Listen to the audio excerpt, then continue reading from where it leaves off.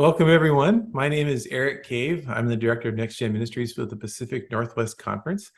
And I've got my friend here, Bob Doe, who is a new church planter, and he's going to share a little bit about what's been going on with him. So welcome, Bob. I'm glad you're here. Please tell us about your personal and ministry background. Hi, Eric. Thanks for having me.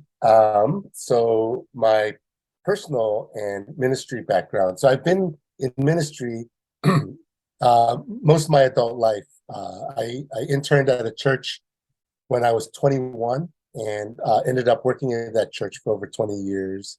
And about a year ago, felt called to step away. And during that time of discernment, met up with Peter Sung, and he encouraged me to consider church planting with the Covenant. So the last year and a half, it's been a journey of discernment and prayer and meeting with people and having conversations, and that culminated in us planting a church, the Table Church, or Table Covenant Church, in North Seattle around 50th Street. That's great. I know you have a family. Tell us about your family as well. Oh yeah, so I'm married to my wife Eunice. We've been married since 2003, and we have two kids. Noah, who is a senior, looking to get into college next year, and then my daughter Naomi, she's a sophomore, and we like them. We like them a lot. So. That's great. So I think this is actually the first time I've gotten to interview somebody like days after their first launch service. So we're really excited for you and for your church. So tell us about that launch service in your church, and what you're passionate about in ministry these days. Yeah, so we launched November 6th, which was a few days ago, as you said, Eric. We're kind of a feisty little group right now. It feels like we're just trying to figure out things as we're going along. We just started, I guess, meeting more regularly in July with our soft launch, and as we kind of march towards our grand opening, it was really cool to kind of see how God had been working within our own community, but also adding people to that community as well. So I guess things we're passionate about, what we're feeling is I think we really see ourselves as a space where a lot of folks who maybe grew up in a more traditional, maybe ethnic church, they're finding space where they can ask questions and discover a faith that feels maybe more relevant, more meaningful for what they're experiencing right now. So I think that's our own personal journey, and it's kind of neat to see all the people that God has brought in who are also on a similar journey. So that feels like our space right now. We call ourselves the Table because we enjoy food, and then we also believe that there is something beautiful when the people of God gather together and partake of food together, particularly when we enjoy communion together, because it reminds us of who we are, who we were created to be. So yeah, that name kind of works on a number of levels, and we're pretty excited for the community that God is giving us and that we're building at the Table. Oh, that's good. Thank you for sharing that with us. I was able to kind of hear about your grand opening service, and it sounded like it went really well, although I understand you were sick. So how are you feeling, and how can we be praying for you and your church the coming weeks and months? Yeah, I did get I tested positive for COVID, first time in 3 years, but it was the Sunday before our launch, and we really kind of talked back and forth as a group whether or not we should go forward or postpone. But one of the things that we had talked about was that the Table isn't Bob's church, and so I think it felt right for us to kind of go forward with it.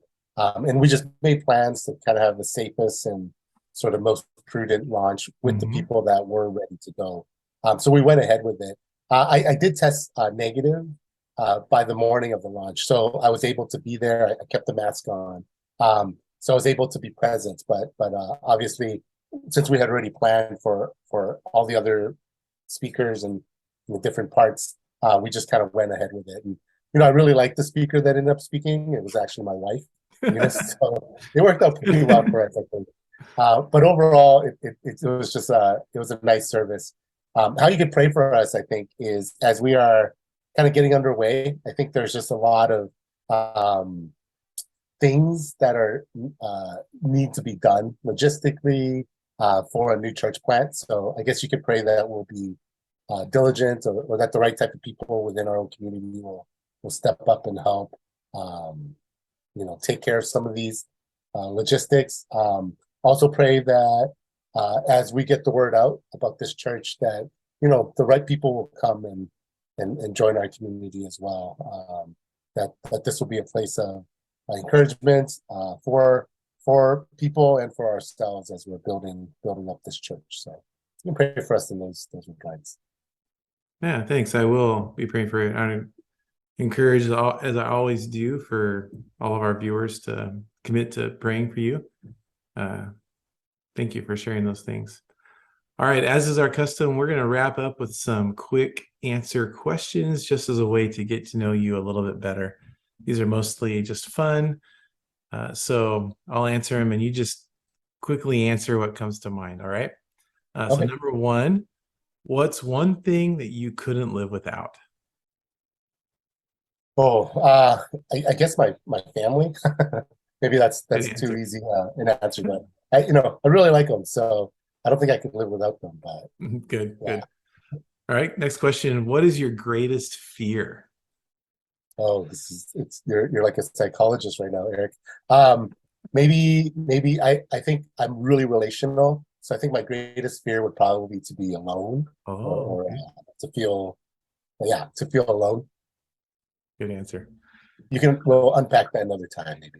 Yeah, we'll have a follow-up meeting. Okay. What's the weirdest job you've ever had?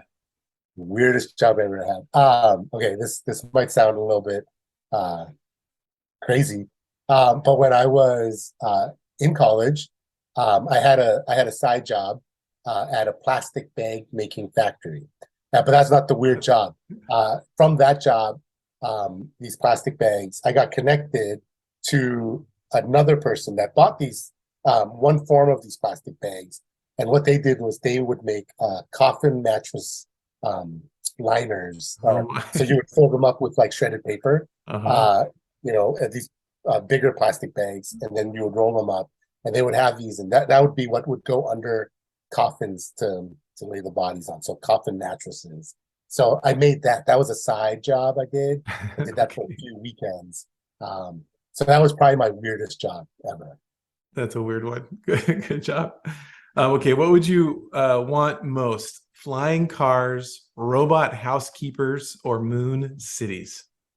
I'm really practical, so I'm gonna say robot housekeepers There you because I think I can need all the help I can get in maintaining cleanliness in our households. I go. mean, flying cars, we have planes already, and I don't want to live on the moon, so Okay. robot housekeepers.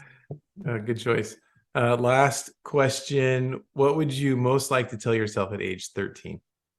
Oh, I guess my best advice would be like get into a better eating habit at that age, so that you don't pay the consequences for it later. That's But good advice. yeah, Well, thank you, Bob. It's been a pleasure getting to know you a little bit more. I will it's put a links to how to contact you and information about your church below this interview on our blog post. And so I would encourage people to do so, to reach out to you, encourage you, maybe see if there's ways that they could come by and support your church or something like that. So thank you again for being here with us today. awesome. Thank you, Eric.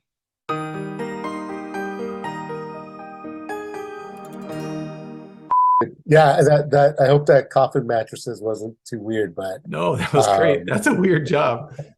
That, it was.